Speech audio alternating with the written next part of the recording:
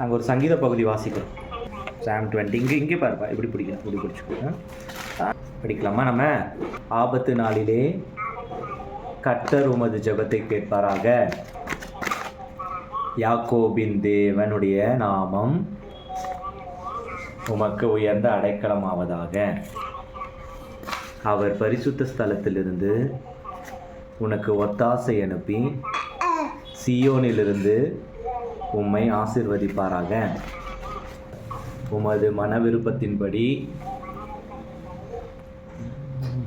உமக்கு தந்தருளி உமது ஆலோசனைகளை எல்லாம் நிறைவேற்றுவாராக.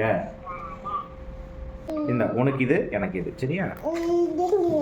கர்த்தர் தாம் அபிஷேகம் பண்ணினவரை ரட்சிக்கிறார் என்பதை இப்பொழுது அறிந்திருக்கிறோம்.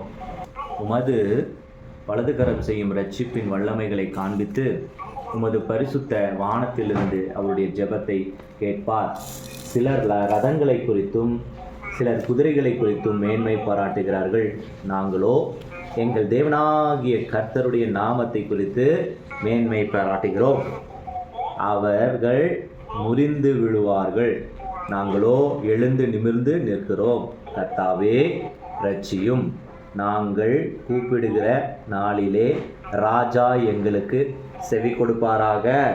ஆமேன் சொல்லுப்பா, ஆமேன் சொல்லுப்பா, ஆமேன். அல்லேலூயா. எப்படிப்பா சொல்லணும்? அல்லேலூயா, அல்லேலூயா. சூப்பர். இன்னொரு டைம் சொல்லுப்பா, அல்லேலூயா, அல்லேலூயா சொல்லியிருப்பா. அல்லேலூயா, அல்லேலூயா. இது வச்சிரு. அல்லேலூயா, ஆமென். சூப்பர்.